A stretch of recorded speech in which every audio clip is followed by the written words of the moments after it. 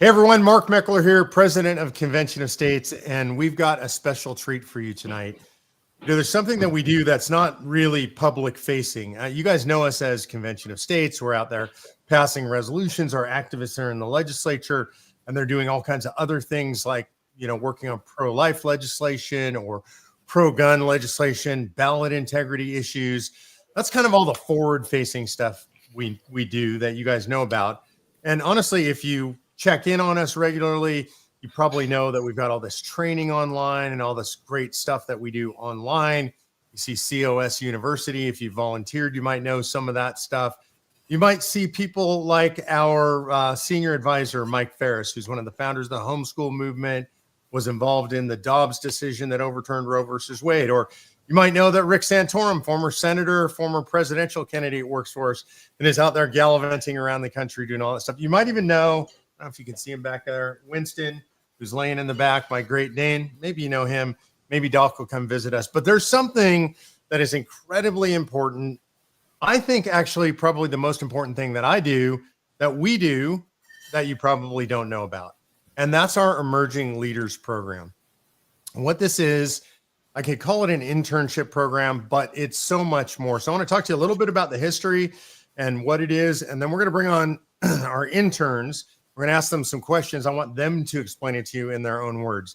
So a bunch of years ago, I guess it was about 6 years ago now, maybe 5.5 years ago, I just had this desire to start up an intern program. And the reason for me personally was, as somebody who's out there trying to be a leader in the conservative movement, I'm 63 years old now, so I was probably 58 back then. I started thinking about what happens when I'm gone. What happens when all the great leaders that I know are gone? There's a bunch of them out there in the movement, my age. We're not going to be around forever.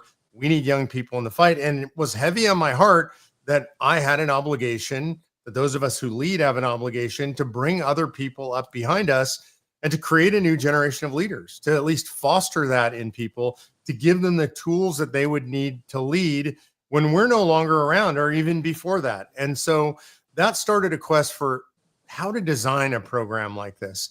And I got to give credit where it's due. I had a chance to talk to Chris Morin, and he's the head of the Acton Institute. I think just one of the incredible leaders out there in the conservative movement. I was at one of their events, and I asked him, what would you say makes your program so unique? Why do you think your internship program is unique? And I'd heard a bunch of successful things about their program. And by the way, we named ours after theirs. Theirs is called the Emerging Leaders Program as well. And he said this to me. He said, Mark, what we try to do is pour way more into our interns than we can get out of them. In other words, we want them to do work. We want them to come on board, and we want them to learn stuff from us as far as how to do work. And we want to return on that, right? We want them doing actual real work. But more importantly is we want to pour so much into them that they couldn't possibly repay us with the work they do. We're trying to create a new generation of leaders. And I was really inspired by that. And so we set out to do just that. And we had a couple of people in our first round of our internship program, Weston Boardman and Jack McPherson. And I went to Weston after the first one and said, how would you like to lead it and really grow this into something incredible? And Weston said he was up for it. He was a Hillsdale student at the time. Jack was his best friend. And those two guys started this thing off, and they created something extraordinary, in my opinion. And again, credit where it's due. I think those two young guys deserve the credit. And that's something that we've carried on. The way the internship program runs is it's not run by me. It's not run by any other senior executive. They get advice from us, but there are always young people actually running our program. And I'm not aware of any other organization that does this. They kind of rotate through over time. They'll spend a couple of years with us and move on to something else. Sometimes people come in through our intern program, end up leading the program, and then end up somewhere else permanently in the organization. Andrew Lusch, who is one of our regional directors, came up as an intern, ran the intern program. Now he's a regional director. And sometimes they go off in the world to do other incredible things. I have an intern, and one of our intern leaders now works in the White House. We have some that have gone off to law school, some now that have graduated from law school. They're incredible young people, and they come through this program, and hopefully they grow a lot personally. They learn a lot personally. We teach biblical citizenship. We teach statesmanship. We teach philosophy. We teach, I forget what the other units are, a lot of stuff. And it's an incredible experience. And I always said this, that my goal for the program is that when people come through the program, they are already extraordinary people when they come in. I mean, we literally recruit the cream of the crop from all over the country, get a lot of applications, somewhere between 8 and 16, depending on the year. I prefer 8 in a class. They get selected. I interview every one of them personally. And my goal is this: someday, I guarantee you, every one of these young people is going to be asked when they're older and they're doing things in their life. They're going to be asked, why are you so amazing? How come you're like the way you are? And when I say they're going to go out and do incredible things, they might be CEOs or politicians, or they might be just a fantastic mom or dad. Like they're just a model in their community. Somebody's going to ask them, how come you're the way you are? And I have a few things that I hope they'll say. Number one, I hope and believe, and this is true for most of our interns who come through, they're going to say, I have a relationship with my Lord and Savior, and that is profoundly impactful in my life. It shaped who I am, and I'm very blessed. And so that's one thing. That's the number one thing I hope for them. Number two, a lot of them, not all of them, but a lot of them are going to say, hey, look, I had amazing parents and an amazing family.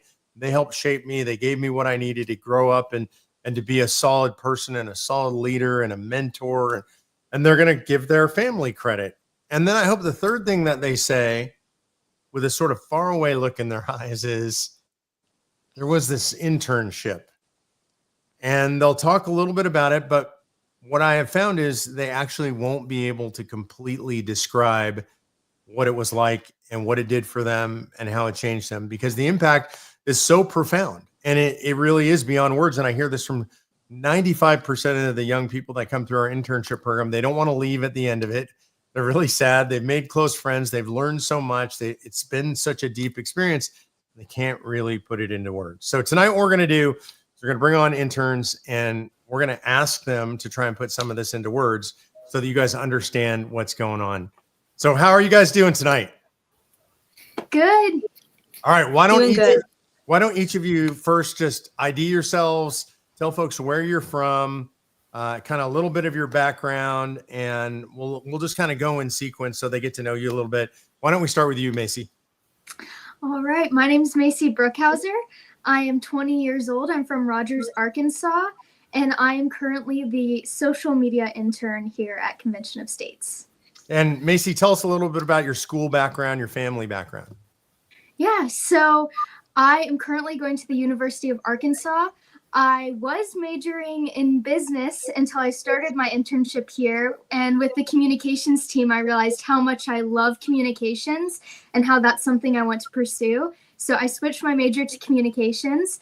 And I live here with my mom, dad, and my little brother, Marcelo, who is 9 years old. And we adopted him, maybe 6 years ago from the Democratic Republic of Congo.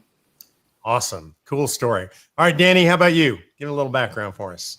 Well, hi, everyone. I'm so happy to be here. My name is Danny Landivar. I am from Fort Myers, Florida, so Southwest Florida, graduate of Charis Bible College. And a little bit about me, I'm an only child, homeschooled my whole life, and truly my parents are the people who the Lord has used the most to impact where I am today. I'm also, my role in COS, I'm the legislative intern, so I get the great privilege to assist the Vice President of Legislative Affairs, Rita Peters, and our wonderful legislative associate, Paul Phillips, with everything that they need in the legislative department. So it's my great privilege to be here. Okay, Charlotte, you're up. Hi, everyone. I'm Charlotte Struff, and I live in Des Moines, Washington, which is just a little bit outside of Seattle. And I am currently a dual enrollment student at Colorado Christian University, and I'm planning on possibly going to LeTourneau University in the fall.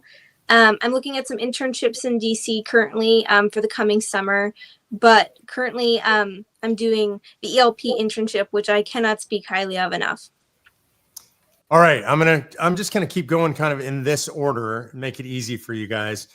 Macy, why don't you talk about what made you even apply for this internship? Why did this particular internship appeal to you? Yeah, so one day I was scrolling through social media and I saw one of my friends posted about this internship. She previously had done the Convention of States internship. And I messaged her about it. I said, this sounds really cool. I've never heard of this before, but I feel like this is a really, really neat opportunity. So we talked back and forth for about an hour. And after learning all about it, I was like, I've got to apply. And it was maybe one of the last 2 days that applications were open. So I was like, I'm kind of pushing it. I'm kind of pushing it here with applying, but I'm going to go ahead and do it. And the rest is history, and I've absolutely loved it. All right, Danny, how about you? How'd you come to this internship? Well, I just recently had graduated from Charis Bible College, like I said before, and I was looking for what the next steps might look like. I knew I wanted to be an advocate for biblical citizenship, what it looked like to be a proactive citizen in the public square. But I also was aware that I didn't have enough maybe knowledge of what it looked like in our Constitution to stand up for the Constitution.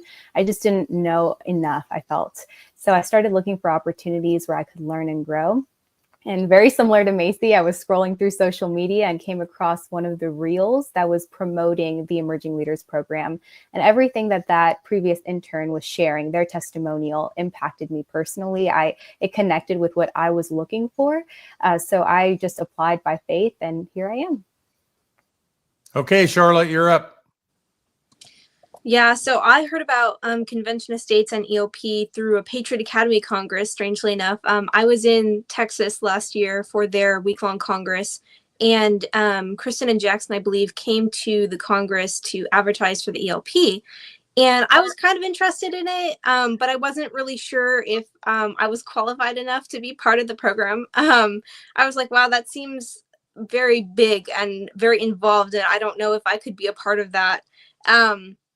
But I talked with my mom and my dad, and they're very influential in my life, and they encouraged me to apply. So I did, and somehow I managed to get my first interview, and then the second interview came, and I was offered a spot in the program, and I was actually going to turn it down for another internship. And then I was praying about it, and I really felt called to accept this internship, and I don't know what I would have done if I hadn't accepted it, because it's changed my life so much. So I'm going to stick with you and go opposite order here. Why don't you do your best quickly to kind of summarize the internship program? How does it all work? Yeah, so every week we're given a section of reading to do. We do various studies in servant leadership, philosophy, Western civilization, the Constitution, statesmanship, all of those different topics. And we'll get some reading every week, and we'll do that. And then we have a weekly meeting on Monday nights where we spend 2 hours discussing what we read. And wow, those discussions are very, very deep. I come away with so many ideas. And I'm constantly taking notes, and I have literally probably 100 pages of notes from our meetings. Yeah, and also we have duties in the various departments. Like, I'm a grassroots intern, so during the week I'll also be doing work like writing articles about grassroots volunteers, or helping promote COS on social media, that type of thing.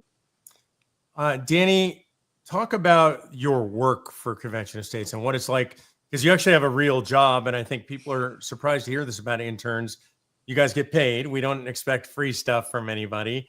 What kind of work do you do? Like, what's your day-to-day work for Convention of States like? Yes, well, what I absolutely love about Convention of States is the very self-governing organization. So that means you have the flexibility to make your own schedule and to adhere to it. So every day, usually on Mondays, I'm planning out my whole week, kind of looking at my responsibilities. In the legislative department, I assist them with managing and creating spreadsheets, written materials. I also assist in organizing the legislative webpage, which is kind of where all the grassroots go for legislative resources that they then can hand out to legislators or whoever needs them. So I help in managing that area. And then I'm also prepping, kind of like Charlotte said, we have our weekly calls where we all discuss whatever we're reading, whether it's servant leadership, Western civilization, statesmanship. So usually throughout the week, I'm working on the readings and preparing for those weekly meetings. So that's usually what it looks like in a week of an intern. Macy, talk to me about the relationships, because one of the things that I find so fascinating about this, and that I'm proudest of, and is really an important part to me, is you guys actually get to know each other. It's all digital. I mean, you're on Zoom calls and hanging out together like that, but it sort of builds a family, right? A bunch of close friends. Oh yeah, for sure. We have our intern chat and we're constantly making memes about each other and funny things that happen on our calls. And me personally, I've gotten to work really close with the video editor intern, Rachel, and we've become so close that we're moving to DC and we're going to be roommates together this summer. We're both going to be interning in DC. So that was just so cool that COS brought us together, and now I have a best friend to move to DC to, and I won't feel so alone. And I'm Really? definitely thankful for those relationships. What would you say has been the biggest surprise for you, Macy, about this internship? Something that has happened or has come out of it that you just didn't expect? I would say I loved learning about philosophy, and I thought I wouldn't be able to understand it. I thought, oh, this is too much for me. Right. But the way that it was broken down and the way we dug into it, I really understood it, and I didn't think I would enjoy it as much as I did, but now I want to read all the philosophy there is. And I loved that so much. Danny, what about you? What has surprised you about the internship? Well, also philosophy, because that was something I never took an interest in, even though I really feel called to the realm of apologetics, which is a reasonable defense of the Christian faith. That's something that I'm working towards. And in my time studying philosophy here at Convention of States, I realized how closely that connects with a reasonable defense for the Christian faith. There is so much philosophy that we've read from Cicero, Aristotle, Marcus Aurelius, just to name a few. And a lot of what these people wrote, who were pagans, by the way, connects to the Christian faith, and it connects to defending the Christian faith. For example, the law of nature, that's something that we studied and saw how it connects to political philosophy, specifically political philosophy in America. So it's really cool to see how philosophy intersects with theology and really everything else. So I have to agree with Macy on that. Okay, Charlotte, you going to have something different, or are you with them?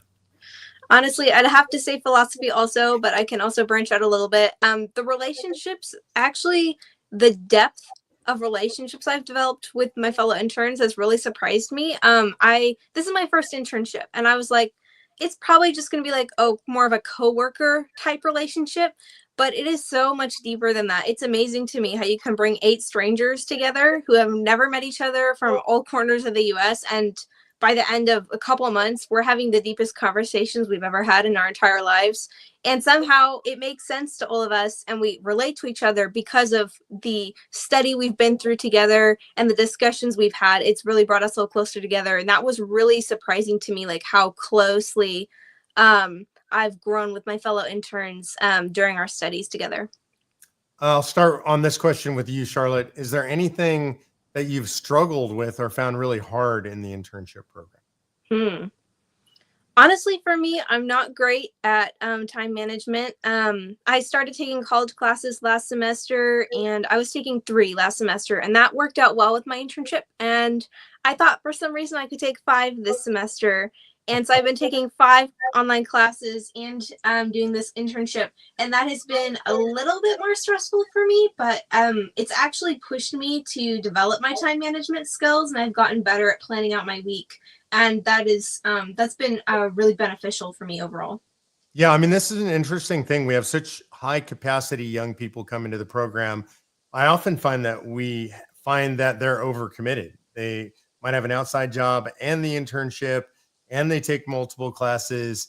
You know, if you want something done, you give it to a busy person, but sometimes it's over the top. So that's part of growing and learning, how to handle life, is how much can you actually handle? What about you, Danny? Anything that you've struggled with or found difficult in the program? Oh, you're Not muted, Danny. particularly in the program, but I will share that when Oh, no, that's working now. You're good. Okay, great. Thank you. Well, I was just saying that not particularly in the program. The program has been so wonderful and just everything I've been learning has been pretty easy. But I will share that when I transitioned into the internship, I was just transitioning out of a job that I had been working at for almost 2 years. And it was a very difficult transition emotionally, just leaving a job that I really loved and kind of entering into the unknown. I knew a little bit about the ELP, but like you shared earlier, Mark, it's like you know a little bit, but when you get in, that's when you really see. And it's hard to verbalize how much you take out of this program. So now I'm at that point where I see all the benefits of the program, but coming in, I didn't really know fully what I was getting into. So I was kind of going in through that transition. And I realized that through the mentorship that this program provides, because it's much more than learning and also pouring into our department work, we also receive mentorship and professional development. And through the mentorship of our great coordinator, Kristen Stanchu, she really helped me navigate that and really integrate into this organization well. So I'm so grateful for the mentorship this organization and program has provided. Yeah, that's a good transition. Macy, talk about the mentorship, because you guys get together in groups, but then you also get together with the folks that are running the program. Got a couple of incredible people running the program now, Kristen and Jackson. Talk about how the individual mentoring works and how that's been for you. Yeah, so we have 1 hour biweekly calls with the leaders of the program for our one-on-one mentorship calls. And those have been so beneficial to me. Kristen is so full of wisdom, and getting to hop on a call with her and talk about some things I'm struggling with and having that iron sharpens iron relationship, to be able to have someone to walk beside you and give you encouragement to go through any season you're going through has been really helpful. There was one call we had about 2 weeks ago that might have been my favorite call ever, and we were just talking about how the Lord works in our lives and what he's done to bring us to this point, and how everything worked out perfectly for me to join this internship, and how I can already see the fruits of what's coming out of it right now. And so I've really just enjoyed getting that and getting to talk to her. Charlotte, can you tell me of one really solid leadership lesson you've gotten out of this? Of course, it's the Emerging Leaders Program, so hopefully you're learning a lot about leadership. Give me a nugget that you've learned in this program, something you didn't know before that you're going to use going forward. Yeah, so one of the things that has really been highlighted throughout the entire program is the virtue of prudence. So there can be a lot of great leaders out there that have next to no prudence, and in the long run, that will fail them as a leader. But to be a great leader, you have to serve the people that you're trying to lead. Because if you put yourself above everybody, then you're not being a good leader. You have to serve them. And the second value would be prudence, knowing not just what the right decision is, but when to make the right decision. So the right decision at the right time, under the right circumstances, just being able to look into the future and see beyond even your lifespan, have a transcendent goal that has been really accentuated in this program. And I feel like it's a really important leadership skill. Just quickly, because I think that's a term we use that most people might not know. What's a transcendent goal? What does that mean? Yeah, so a transcendent goal is a goal that you set that you can never fulfill yourself. It goes beyond your lifetime and into the lifetimes of the generations after you. It's a goal that you set knowing you will never see it fulfilled, but you're going to work toward it your entire life anyway. And it gives you, it's kind of like a North Star. Like you can never touch the North Star, but you can always look toward it and know what direction to go in. So can you give me an example? Do you have one of those in your life? Oh man, I would say one of my transcendent goals, probably the biggest one, is just simply to know God and make him known. That kind of applies to everything we're supposed to do as Christians, right? We want to continually know God. You can never fully know God. You can stay in prayer, you can read your Bible, and you can keep pursuing after God, but there's always more that you can learn about him. So it's never something you can fully achieve, even though you can always be striving after it. And then to make him known to others, there's always one more person you can make God known to. So that's another part of a transcendent goal. I love that. How about you, Danny? Transcendent goal. My transcendent goal is the same. And I think it was really cool because we had all of us write out our transcendent goal, and it was pretty identical: to know God and make him known. But another transcendent goal that I have is to disciple the American church in biblical citizenship. So that was something that really ultimately brought me to this program before I even knew what a transcendent goal was. I knew that this is what God has called me to do, and following that North Star ultimately led me to COS. And what really brings me comfort is following that North Star will bring me to whatever is next, whatever God has next for me and for everyone in this program. So that's really awesome. All right. How about you, Macy? Give me a transcendent goal. My transcendent goal was or is to be a true servant leader so that I may be able to shine my light and help others live life more abundantly. And I want folks to just absorb this because this is so incredible. Normally, if you talk to young people and you say, what are your goals? I'll graduate from college, have a 4.0 GPA, go to law school. They're great goals. I love those goals. But like these young ladies you're talking about, those are not North Star goals. Right? Those are goals. You're going to get to that goal. And when you achieve that goal, what you're going to say is, okay, I'm done. What's next? That's the difference between a regular goal and a transcendent goal. And I think it's really important for young people, especially. I mean, it's true for everybody. But when you're setting out in life, having something to guide you always is really important. And so I think everybody who's watching this should do the same thing. Ask yourself, what's your transcendent goal? It's good to have those more immediate goals, but the transcendent goals will set your course for your entire life. Nate, can you tell me something? I'm going to go to Charlotte again. Tell me the project that you've done inside Convention of States that you felt like was your biggest accomplishment, the thing you're most proud of. Might even be the thing you enjoyed the most as a project doing work for Convention of States. Charlotte? Sure. So I classify myself as a storyteller. And just to clarify, there's a difference between writing and storytelling. Writing, so many people now will write, and it's mostly just for personal pleasure. There's not really a purpose to the story, but a storyteller writes down a story for a purpose. There's an innate purpose within the story. It contains pretty much a transcendent goal, right? So a lot of my responsibilities include writing stories about grassroots volunteers to kind of highlight the work they're doing. And then also like personal narrative stories. My manager asked me to write a story about my experience coming to Convention of States, like why I chose to come. And I especially enjoy writing the stories about the grassroots volunteers, because when I get to interview them, to learn their story and know how to like better frame it from their perspective when I write it, and just getting to meet all of these amazing people and then write down their story. And there's so much I learned from them that I can't fit into the story, because the story would be a book if I could write about each person that I've interviewed. And then being able to write down my own story and being able to write that down really helped me focus in on where I'm at now and how I got here and where I need to go after this. And I don't know if it works like that for everyone, but for me personally, just being able to write out how I got to this point has really showed me like, wow, God was in like everything. And at the time I was stressed out. I'm like, maybe I shouldn't take this internship, but praying and God telling me, take the internship, you should do it. And taking it, I now see like my life would not be the same if I hadn't taken the internship and just went for the stars pretty much. I'm so glad you're all here. And I'm going to close with one question for each of you. Okay. Same question. And I think this is maybe the most important question I can ask you. Tell me about, and tell everybody who's watching about your heart for America, why you love it so much. And also as a young person, where you see it heading. So why don't we start with Macy? Yeah. I'm learning about, right now we're learning about statesmanship.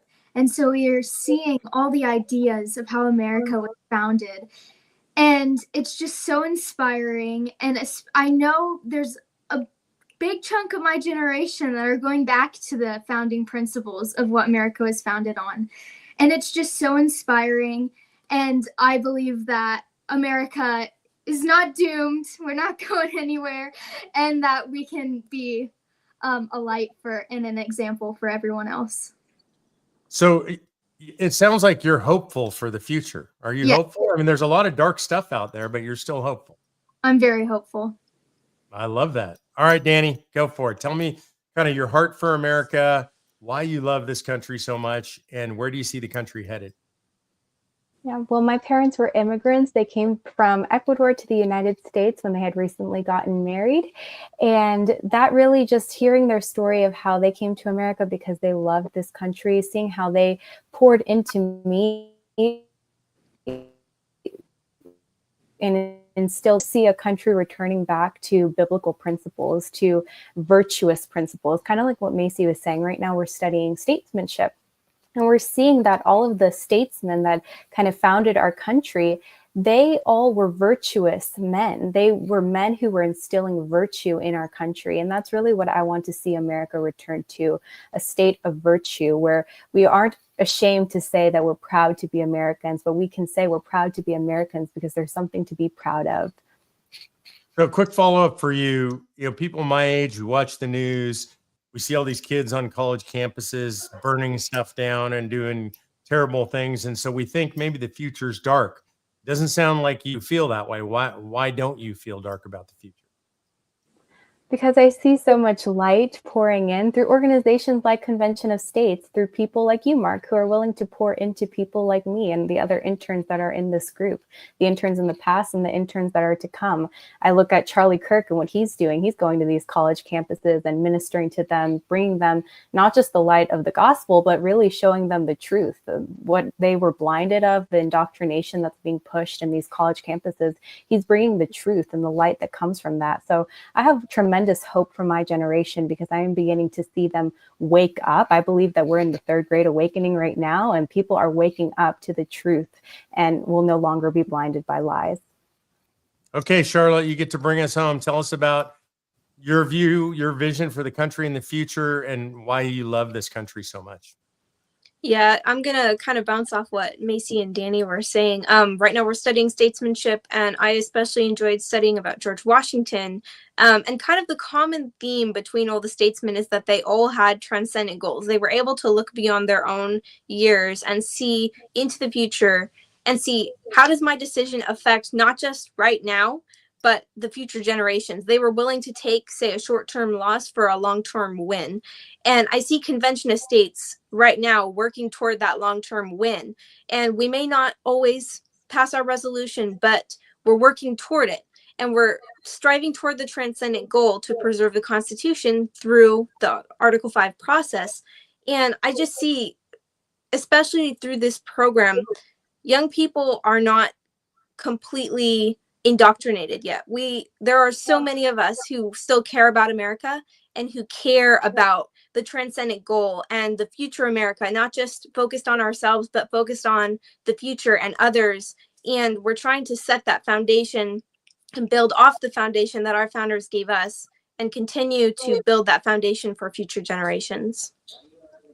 Well, that's inspiring to me. I don't know about you guys, but hopefully you see these young ladies, and there's young men behind the scenes also, a bunch more interns, and they give you hope for the future.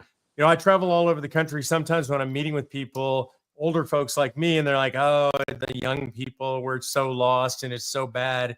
And I think, maybe I have a positive view because I get to hang out with folks like this who are so good, who are so smart, who are so righteous, in my opinion, who look at the future and have hope for America.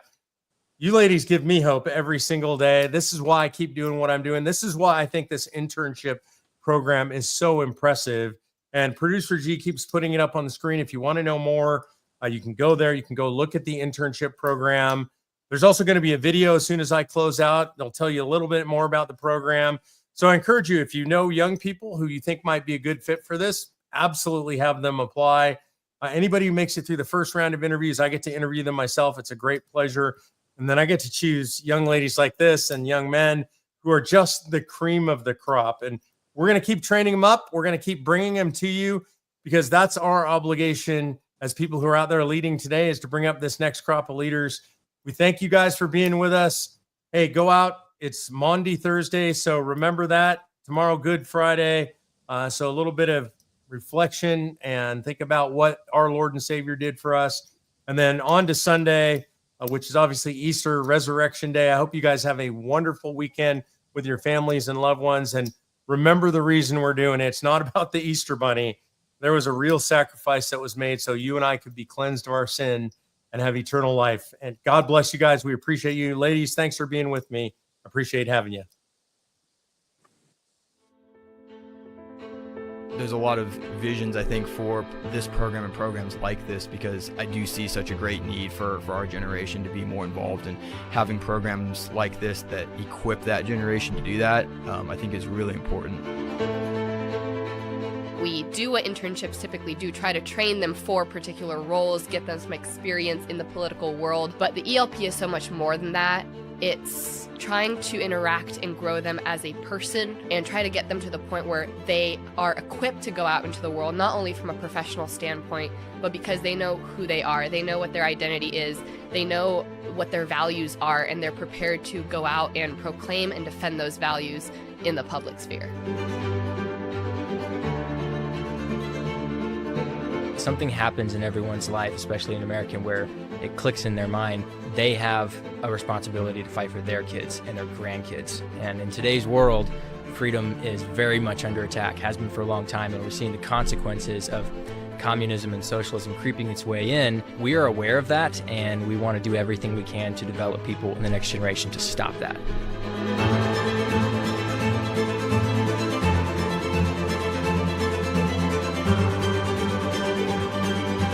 I would recommend this program to other people if you're searching for mentorship. I feel as though that is what this internship has been for me. It has enabled me and encouraged me and influenced me to be more like Christ.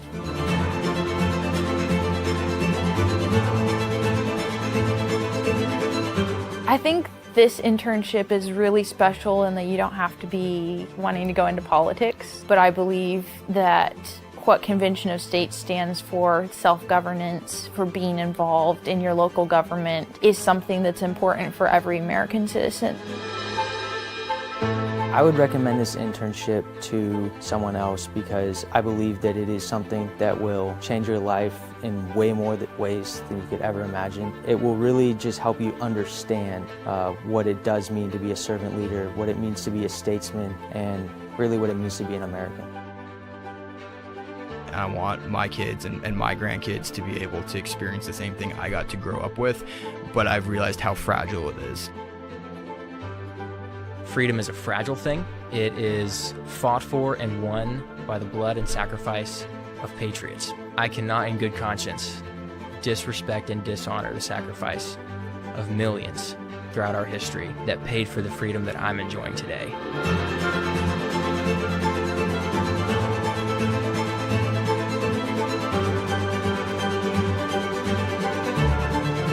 Going through the course of servant leadership really humbled me to realize the greatest servant leaders, or greatest leaders, are servants. That's what it is.